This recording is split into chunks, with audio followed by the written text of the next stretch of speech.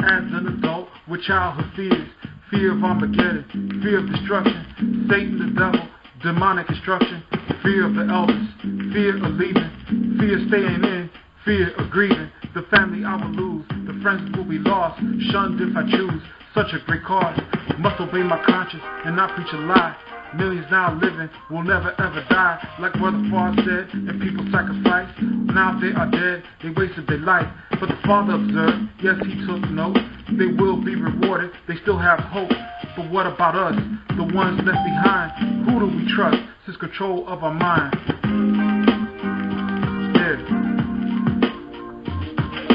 Losing my religion because it lost me. Don't want to lose my head because I gotta be sane to maintain my identity, so I keep waving the flag of victory.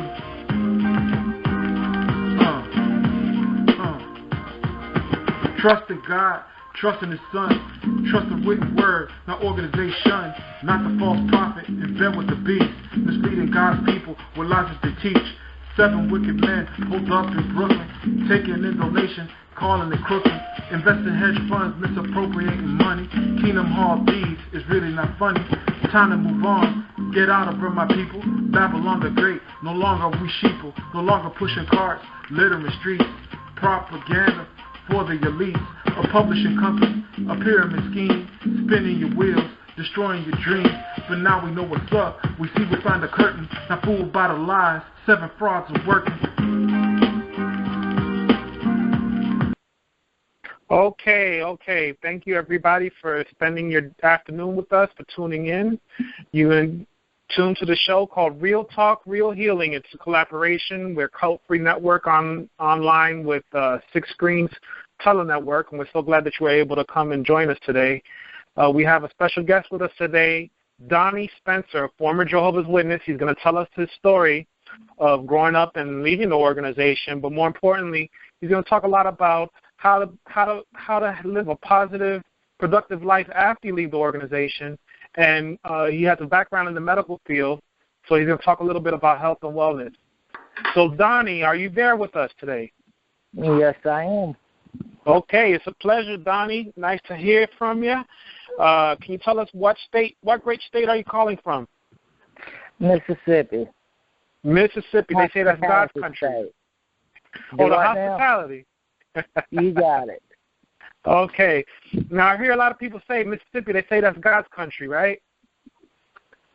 Oh, well, they think it is, but we won't go there.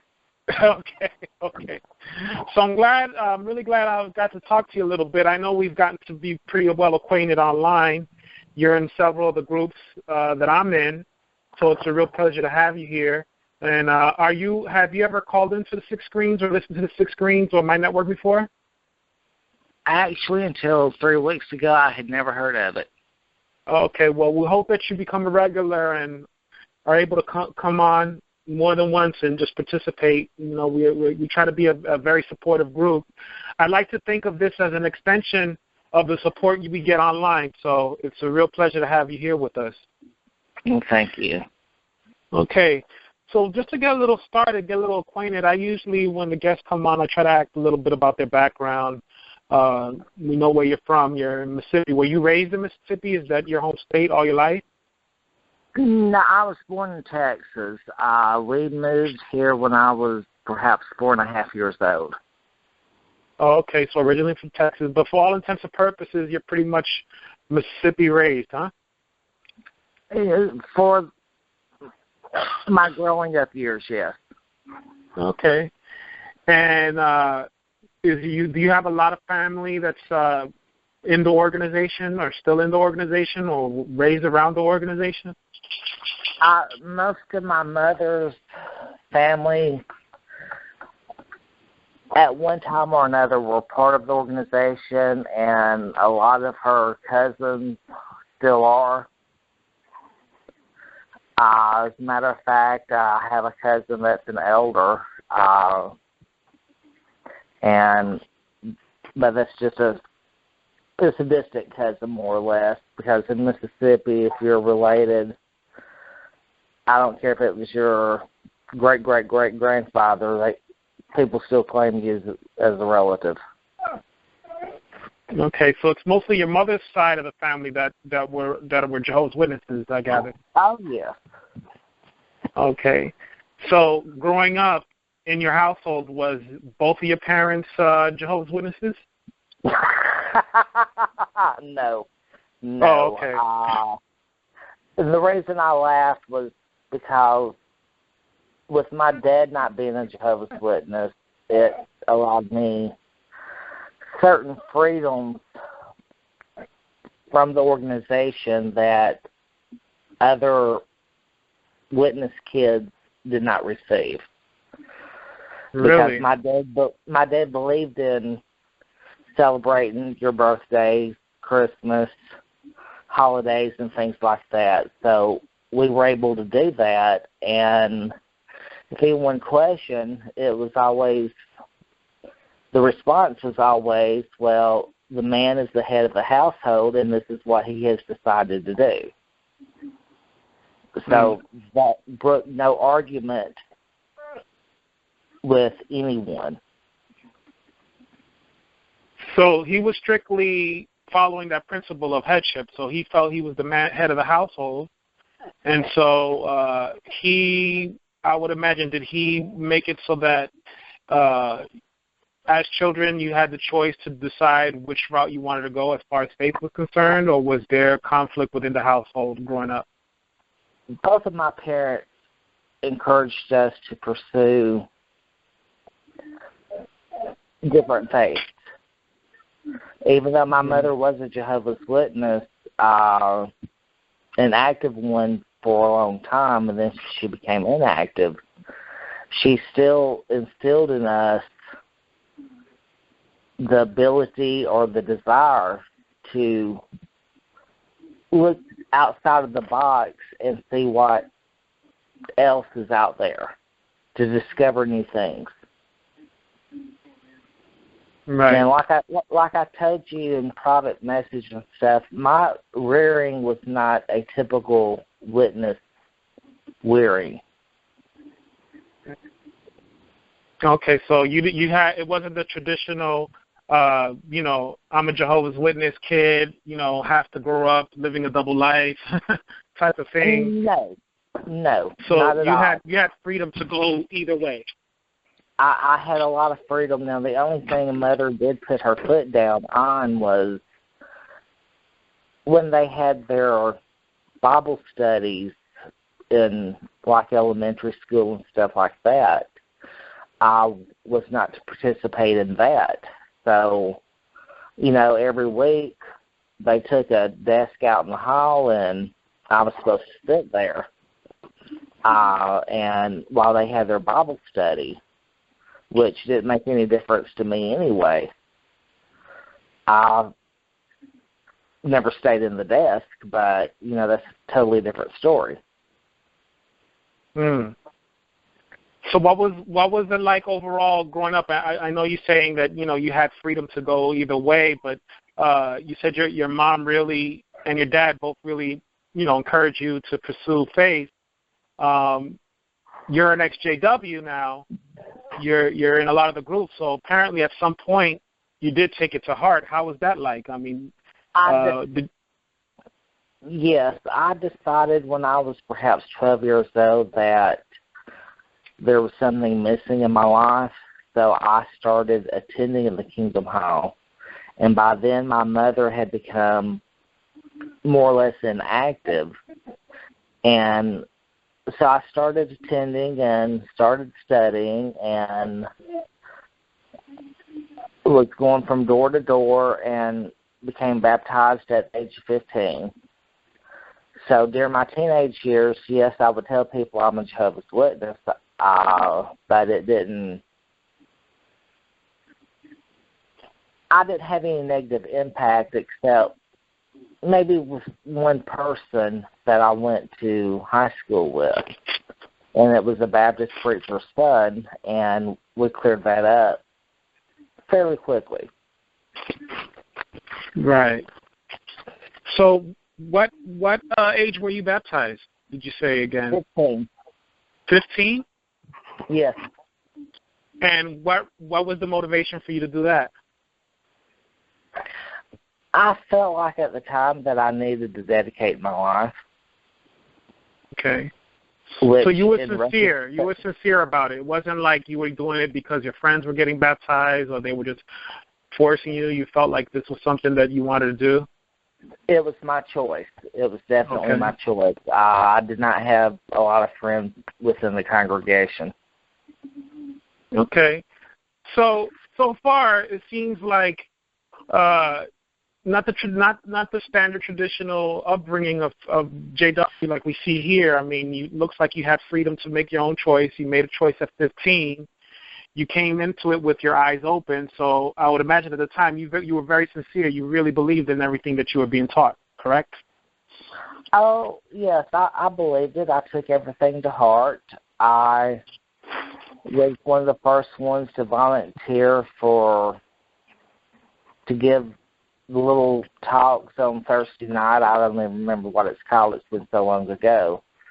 If someone was a no-show or they had canceled, I could basically sit down, read it, and give a 5-minute speech within no time. Okay, so you were doing your Bible readings, your double two talks. You were dressed up in a suit. You were out, I would imagine you were out in service, knocking on doors and all that, the whole 9 yards, right? Oh, the whole 9 yards. Okay. So how many years would you say did you spend as a baptized witness? As a baptized witness, I was only baptized. I left at age 19. Oh, okay. So 4 years you lasted as a baptized JW.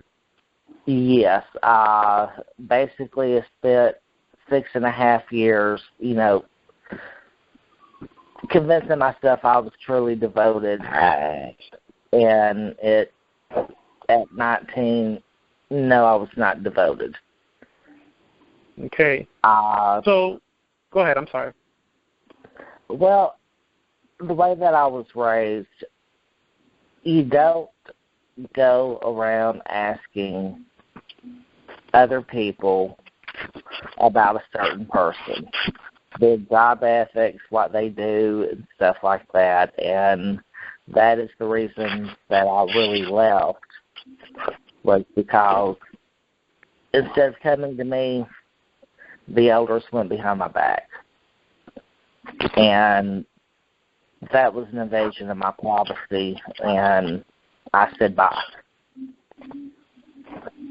So the intrusiveness of the elders was something that really rubbed you the wrong way. That's what you're saying. Yeah. Oh, yes, that's something I do not tolerate. I don't think anyone should tolerate that. So that kind of leads me into what was going to be my next question. Like, what were some of the things that, well, first of all, before we even get into that, maybe you could just express, what were some of the things that you liked about the organization? We'll start with that, and then we'll go into some of the things that maybe gave you some concern or some pause. So what were some of the things that attracted you, that you liked? Well, it was a small organization. A lot of my family, extended family, attended. There seemed to be a cohesiveness about it at one time. I really enjoyed the attention as well, by being able to answer basically any question that they threw at me with scriptures and things like that. Right. Yeah, that's one of the things that really attracted me. So different from the way it is now, with this really dumbed down new type of theocratic school we had. But, they discouraged college and higher education. But I know when I was growing up as a JW, I really felt like I was getting an education through the school, and, the constant drilling of knowing all the Bible books and having that reasoning book and having all the answers and being able to participate. So it made you feel like you were really part of something big. But what were some of the red flags? Well, the red flags was basically what you've just said, they discouraged independent thinking. They discouraged higher education. They really did not want you to associate with anyone outside of their organization. And to me, you know, being part of the world and being of the world is two different things. And I did not see any harm in having friends that were not of the same faith. Right. And some of the members did. And, you know, and just the way that they did not come out directly and say it, but their implication of how you should think bothered me, because they were not allowing people to think for themselves. And I've always been a believer in being an independent thinker. I think everyone should think for themselves and not allow someone else to make decisions for them. Right. Yeah, because they really discourage independent thinking or critical thinking. They say that that's pretty much satanic to have this independent thinking. So did that start bothering you right away? Did you have those feelings before you got baptized, or did it happen afterwards? How did that go about? Well, I sort of had those feelings before I was baptized, but I ignored them. And then afterwards, it was like, okay, you're baptized, so you know, they gently implied how I should behave, you know, not going to football games on the weekends or participating in school events, and or just riding around town on weekends. And my question is who is it bothering? You know, I'm right. behaving myself. I'm beyond reproach. I'm not out there getting drunk or doing other things that other people my age were doing. But instead, you'd prefer me to sit at home with my Bible open, reading it? No. I disagreed with it. Right. So was it a hard thing to come to terms with that and make a decision to finally leave? I mean, what were the circumstances behind that? I'm sure that probably didn't sit well with your mom, right? No, by that time, my mom had become inactive again. And so she encouraged me to have my own group of friends, as well as my dad, because my mom had already started seeing flaws within the organization. She would point out to myself and my aunt, you know, different things that were being said but were not being done. And so your mom started seeing some holes into the whole concept of the organization as well, huh? Oh, yes. Oh, why don't we talk about that a little bit? Well, we certainly can. She saw a lot of holes within the organization. Please press 1 to mute or unmute yourself. 4 or 6 to decrease or increase the conference volume. 7 or 9 to decrease or increase your volume. 0 to hear the current conference count, or 8 to exit. I'm sorry, you there? I hit a button on my phone by mistake. Can you hear me? That's fine. I can hear you. No, my mother would point out, you know, that we were all equal. And, you know, one thing that I was raised, you know, even in the South, that we did not see color. We did not see people who had money or who did not have money. We were to treat everyone the same. And if someone's being picked on, we would come to their defense. And my mother saw within the organization certain cliques that if someone became ill, everyone rushed to them, but if someone else became ill, they were on their own.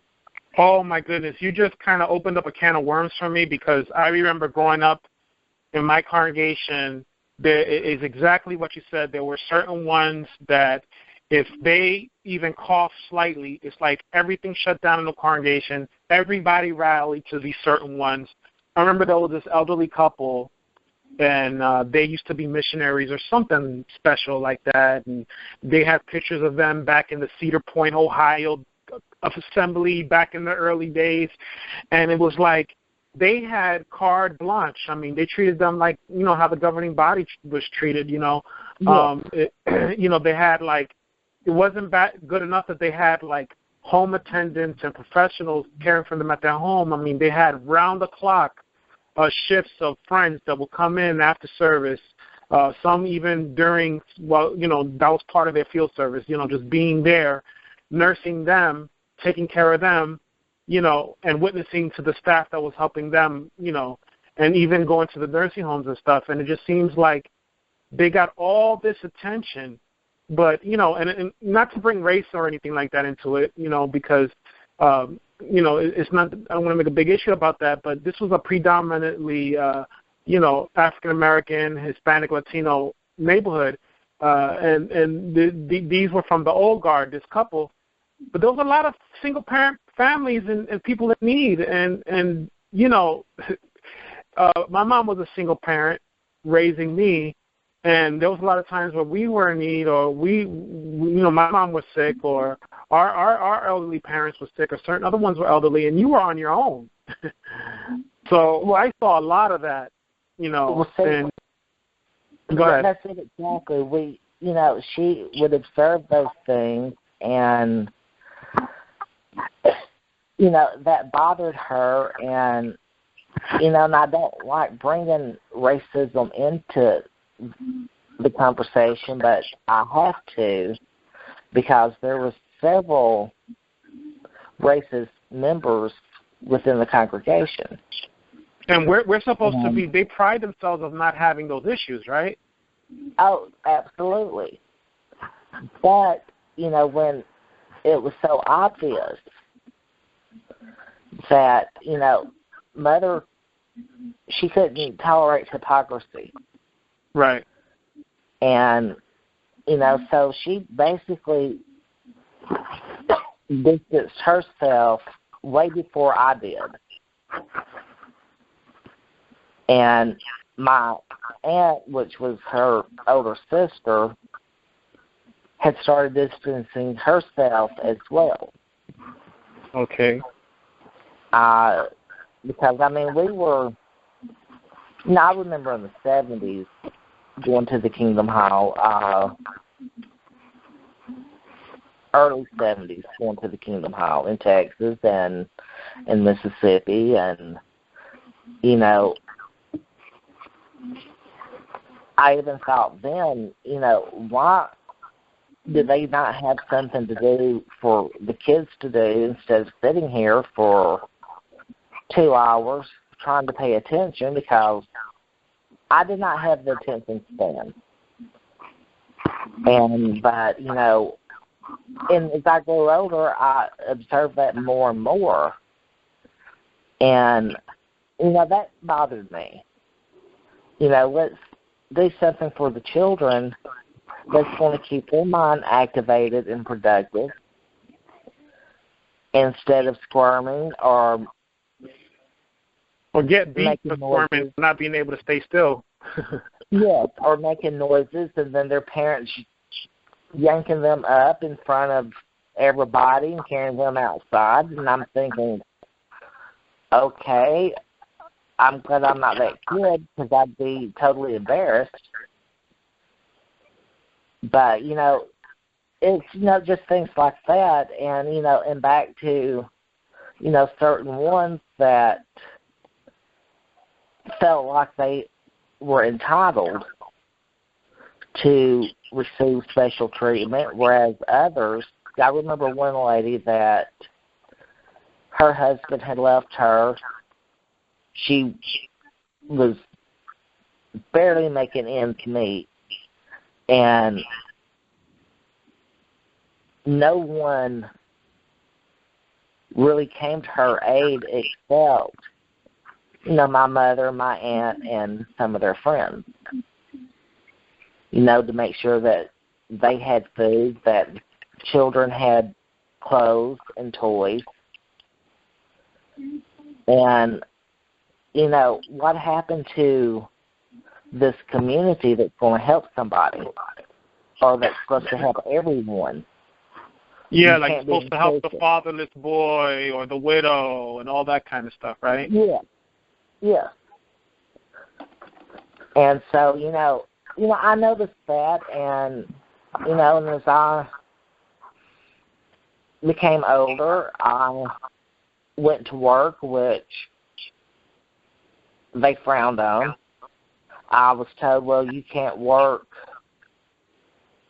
Tuesday, Thursday, or Sunday mornings, and I'm like, well, I will do my best not to, but if I'm on the schedule, I'm on the schedule.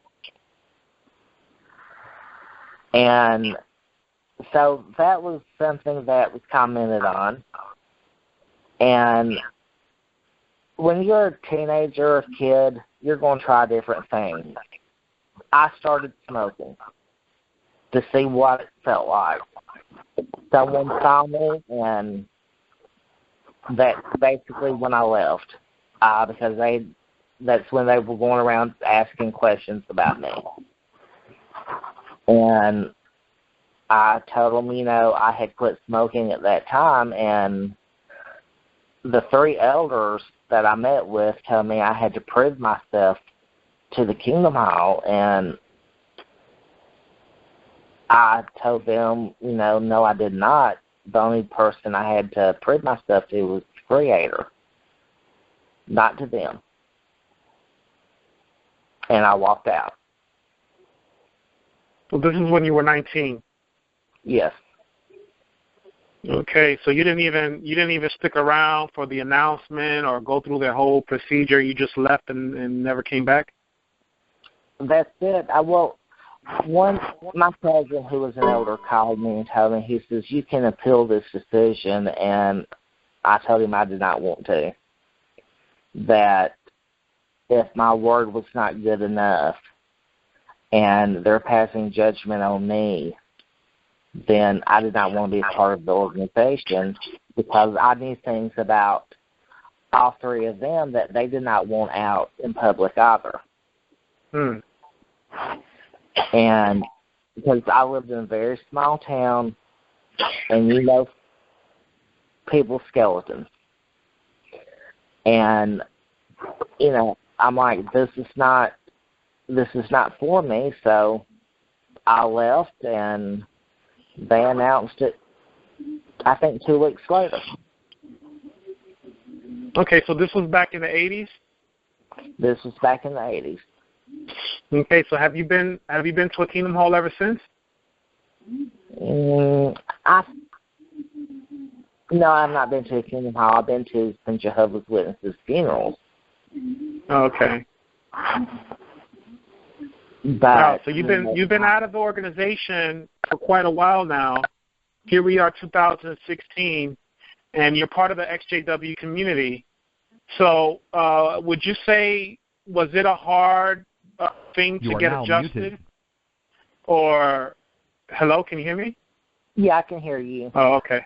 Was it a hard thing to get adjusted to life after the Watchtower? I think Josh disconnected himself there. We'll see if we can get himself back on. Rick Farron here at the control panel, and hopefully Josh will realize his sound is off. Josh, go ahead. I think you hit the button again. Josh from the belly of the beast down there in New York City. He'll be right on with us. Rick, I can hear you. Okay. Rick, can you hear me? But no sound coming through from Josh. Hello. Josh, I think your microphone's cut off, I think. Hello, can you hear me? So anyways, Josh Rivera, we've got him on the program here, Real Talk, Real Heal.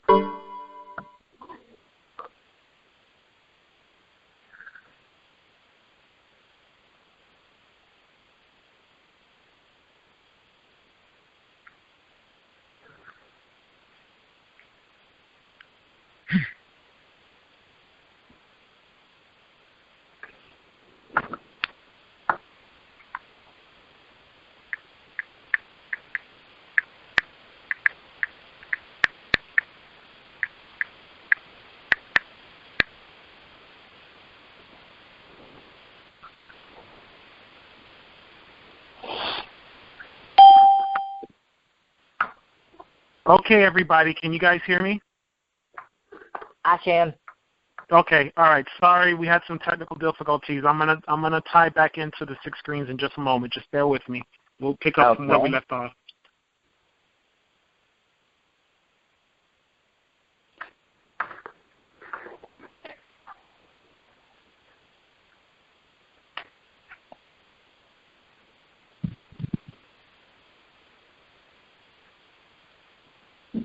Please hold to be placed into the conference. And you are now unmuted. Now, former Jehovah's Witnesses taking the lead here in the afternoon. We have full programming always on Saturday night. But we started a new... Yeah, here we go, Josh, you're back with us. Go ahead. Yeah, for some reason I could hear you when you were saying I was disconnected, and all the callers on Code Free was able to hear you, but for some reason you couldn't hear us. So, but we're back.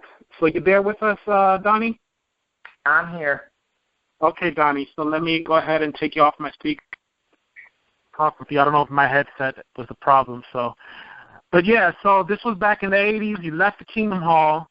You kind of went out with a bang. You didn't like the intrusiveness of the brothers. You didn't like how they felt that you had to prove yourself to the congregation and answer to them. And so, like I was saying before, here we are in 2016. You're XJW. You're active in a lot of the groups. It seems like you do your own form of activism in your own way. Was it a hard thing adjusting to normal society once you left the organization? Did that pose any challenges to you? It posed several challenges because some of the teachings that I had been taught from childhood onward still stuck with me. And for years, if I would see something on television, wars or, things, horrible things, I'd be thinking, okay, Armageddon's coming. The end's here. And, that stuck with me for, I'd say for at least 20 years. Okay, so that constant fear or constant dread of Armageddon, impending destruction, that's something you had to deal with, huh? Oh, that's something I had to deal with. And, and it takes time to deal with things. Each one of us has to develop our own coping mechanism and to realize that, this is not going to happen right now. I'm not going to say it's not going to happen, but it's not going to happen at this moment. And when I say it's not going to happen, I'm talking about world wars and everything else. But, those teachings stayed with me, and until 3 years ago, blood transfusions stuck with me. And I had to let that go because I had to have open heart surgery, and the cardiothoracic surgeon, when I was going to refuse blood, was going to refuse to do the surgery. Now, hold on. Let's backtrack a little bit now. So here you are 20 years out of the organization. You're dealing with the whole dread of impending Armageddon. So I would imagine there was a side of you or somewhere in your brain that wondered if it was still the truth, or wondered that if you were going to receive this destruction. But you're still after being out of the organization since the 80s, you were still contemplating not taking blood? Yes. Wow. So that goes to show how much the Watchtower could rent space in your head. As Rick Farron's wife sometimes says, she has a term, says, don't let the Watchtower rent space in your head. It's not something you just shake off overnight, huh? You can't shake it off overnight. Even though I'm in the medical field and I know the benefits of receiving blood, but, for me personally, it went against things that I thought that I had valued. But like I said, some things are going to stick with you no matter what. And it can be tiny things like blood, or it can be major things like the end of the world. And you just have to, like I said, develop a coping mechanism, talk to other people who have similar experiences, and just get it out in the open that, some things that you were taught by this organization is totally wrong. That they used a lot of, and I don't mean to trash them by no means, but they used certain techniques to control you to behave as they wanted to. It's behavior modification. And Armageddon was one of the biggest ones. Because when you start hearing about Armageddon at age 3 and 4, and you hear it up until you leave, which at my age was 19, that still stuck with you. Wow. And now when I see something, my first thought is not the end is near. It's like, okay, those people have problems. So you almost went all the way to the point of having this major surgery, this heart surgery, without accepting blood. How was that all like? You said your surgeon almost refused to treat you. Is that correct? Oh, he told me point blank. He says, I will not perform this surgery if you refuse to accept blood.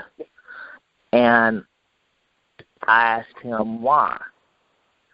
And he told me that he had a patient that was maybe 41, and this guy refused to accept blood, and he could have saved his life if he'd been able to give him blood. And he was never going to allow someone to die on his table when he could save them. And that made, just by being honest like that, made me realize, okay, well, this won't be the end of the world. And, and I don't even know why the blood issue stuck with me, because in my 20s I had major back surgeries and I had a cadaver bone placed in me, which, when you look at it, that has blood, that has bone marrow and blood in the bone and all that. Yes. But, just the thought of seeing a bag of blood draining into my arm,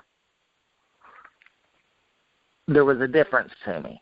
It's hard to explain, but there was. It is hard to explain, but I understand what you're saying. I was just talking to my mom. I said, Mom, because she's fading from the organization now. She doesn't believe in any of it anymore.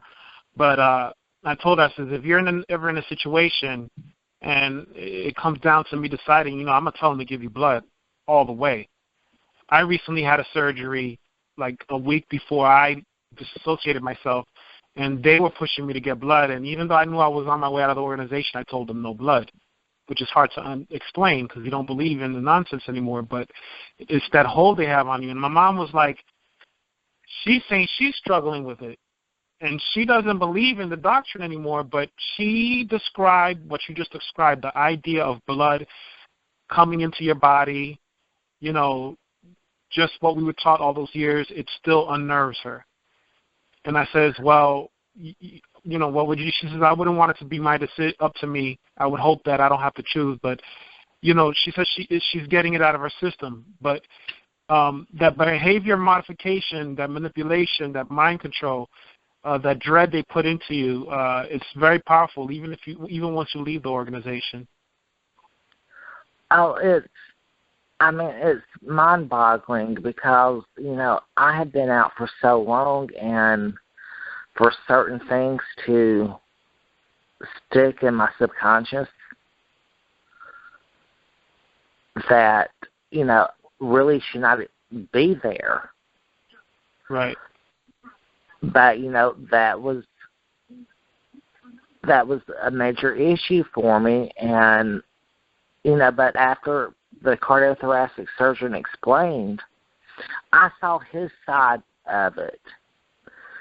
And he also explained to me it was a very rare possibility that he would need to use any blood on me. So I agreed to have the surgery, and I'm doing okay. Okay, so they didn't have to use the blood after all, though, right? No blood.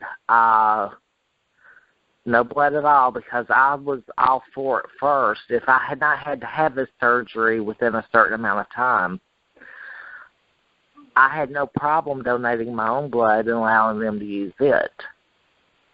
Right. And because that's what I had done in the 90s with back surgeries. But, you know, I had to have this because I had a blockage, and it's an area called the Widowmaker. And, you know, the possibility of dying was something I did not care to even contemplate. Right. Because I do enjoy life way too much. So now, speaking of enjoying life, you know, many of us, we come out of this horrendous cult. We lose a lot of family. Our whole belief system and worldview is turned upside down. Our concept of reality is just totally, you know, turned inside out.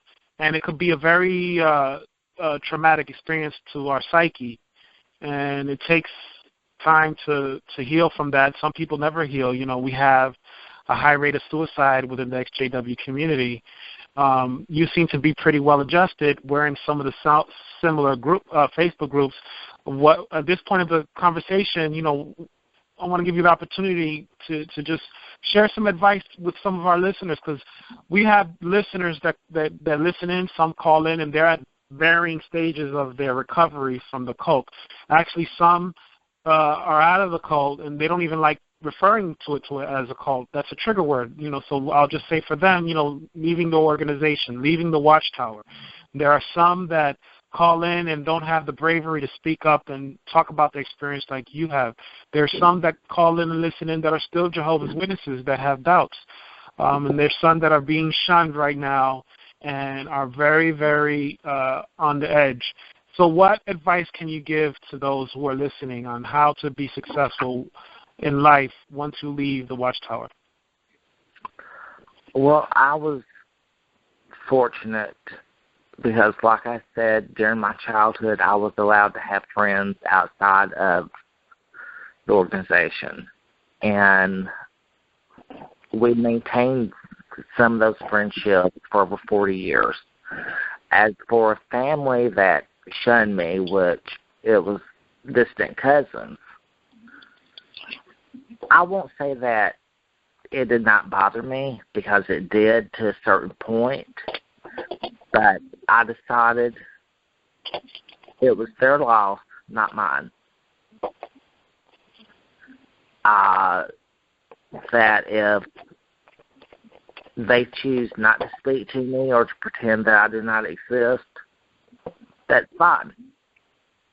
However, if I speak to them, they will be speaking to me. As for feeling alone, my advice is to find something to become involved in. Do volunteer work. Join a bowling league. A book club. Anything. A support group. Go to group therapy. Because group therapy is not all about people that had an addiction problem. Group therapy encompasses people who have had emotional trauma in their lives, and you're able to express it, and you are able to get it out. And by expressing it, it doesn't hurt as much. You slowly learn to move forward. It's called taking baby steps, but, that's something that we all need to do when we go through something that is traumatic.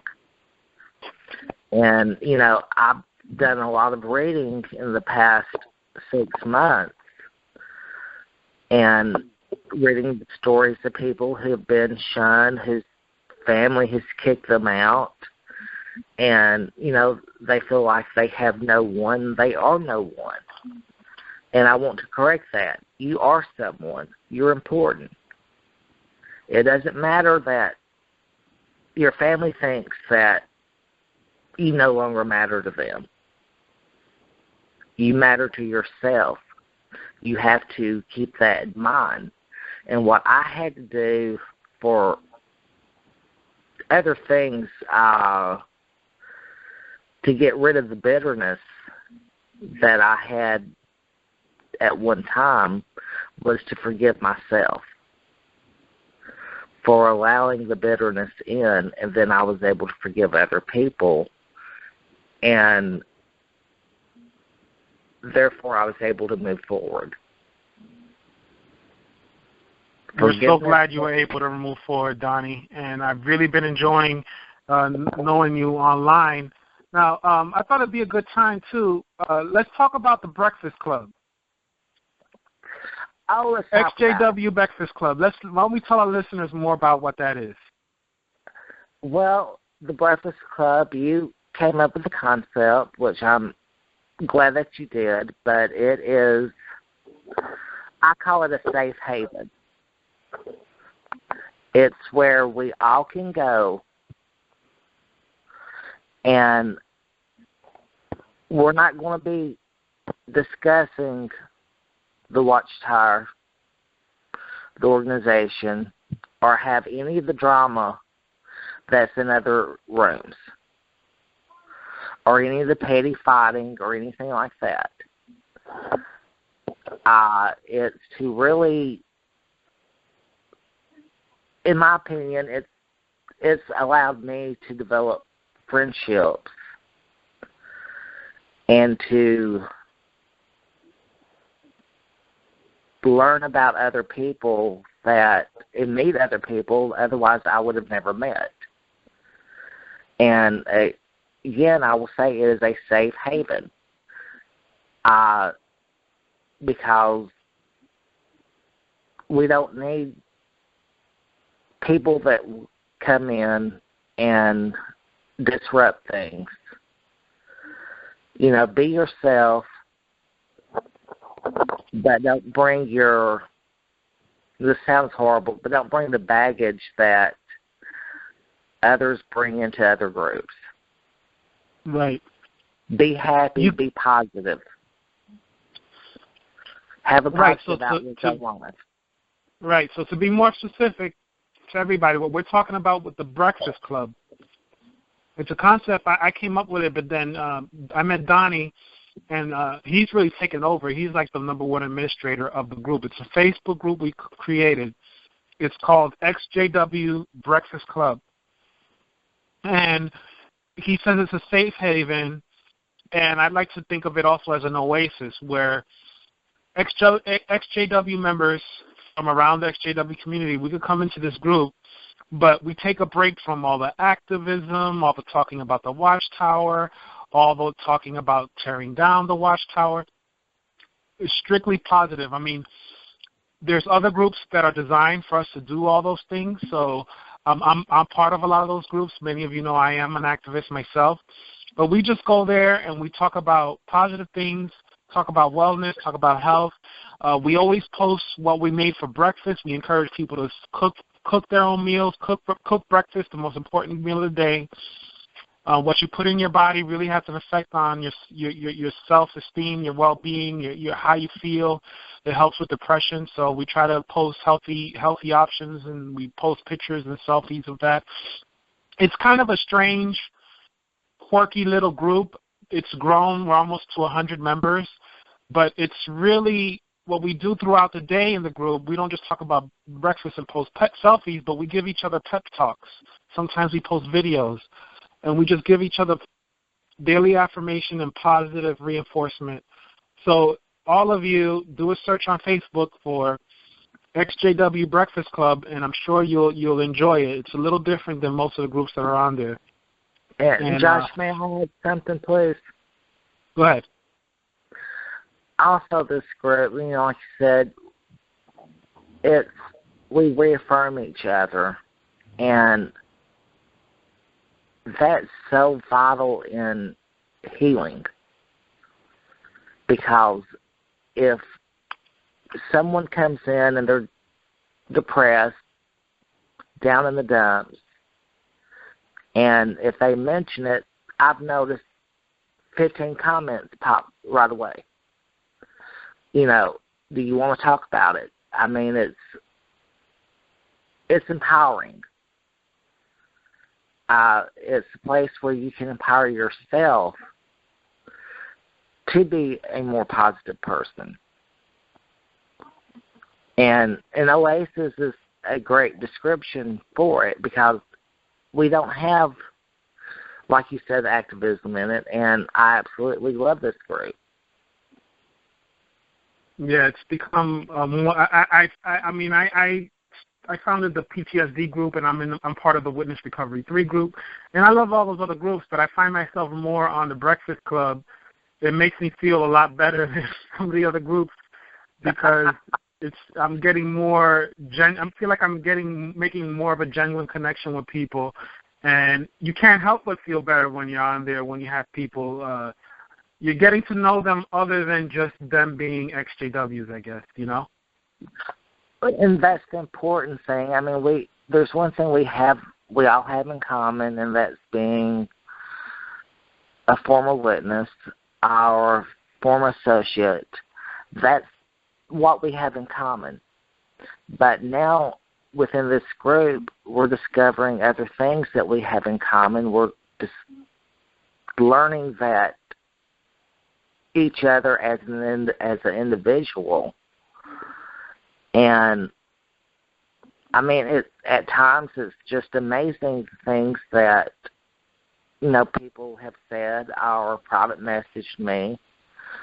And a few of us, we private message each other at least 10 times a day.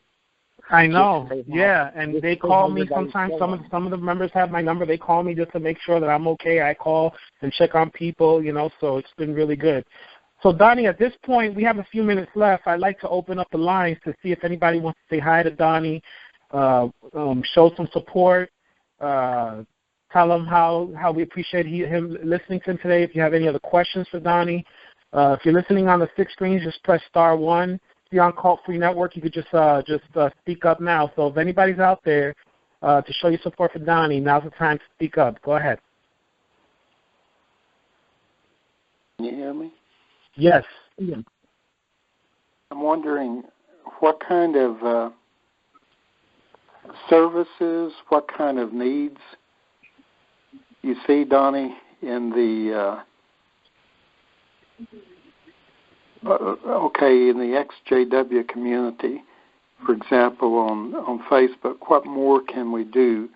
What might you see that needs to be done for in the future. I like to think of it like this, to picture it in my mind this way. We've had in the last few years more and more people leaving the watchtower, even jumping out of the watchtower or getting kicked out of the watchtower. I see it as an actual tower in my mind, and I see some of us, like you're talking about a breakfast club, is that being part of a net? So XJW's already out there trying to spread a net. Like Josh has groups to help people in particular who are feeling really down and depressed. We try different things, but there may be some things that we're not seeing that you may have some insight on. What would you recommend? What do you think might be good? Well, you said the key word, and that is, you visualize it as an actual tower of people jumping out. Well, then, yes, we need a net to catch them. But one of the main things that I really advocate is cognitive behavioral therapy. Let's discuss why you thought the way that why you think the way that you think. I am a firm believer in education. And if we have the net there, and we can catch people and we can talk to them and discuss why they are feeling the way they are feeling. You say education. Yes, education is so vital. And also, we need more resources that is available out there. I'm not talking about for one particular state or country. I'm talking about everywhere, and that's something I've been working on the past, I want to say, month, 6 weeks. Professionals who will take the time out and talk to somebody, particularly when the ones that are being shunned and their life feels so negative and that they don't see a light at the end of the tunnel. Then let's find someone that's qualified to discuss this with them.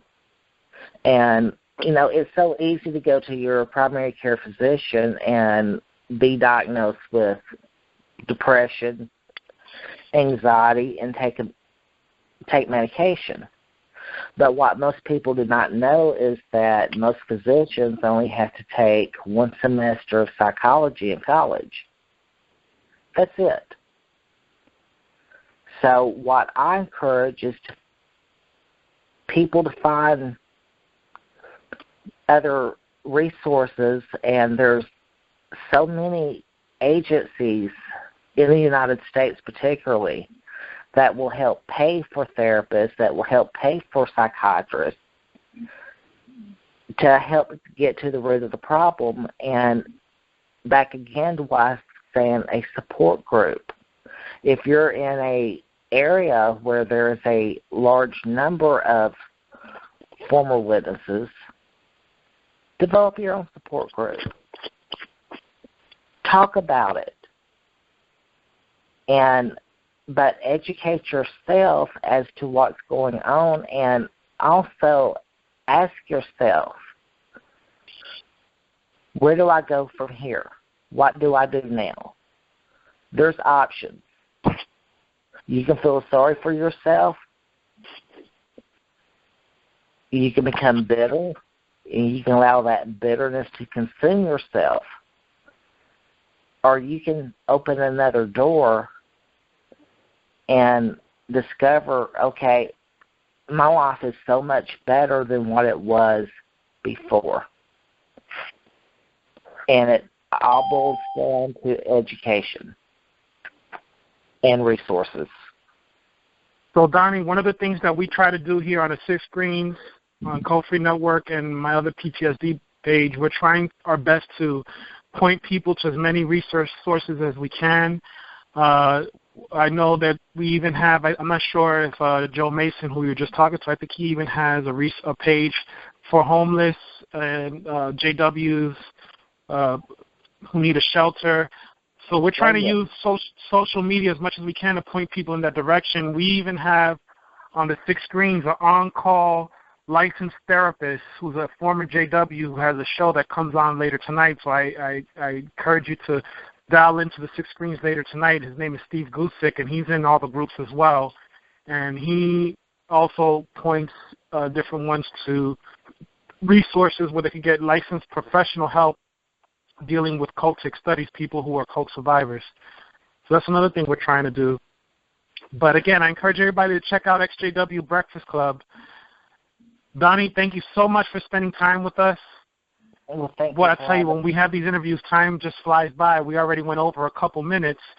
Just before we finish up, is there anybody else that want to say hi to Donny out there? Just really quick, speak up now.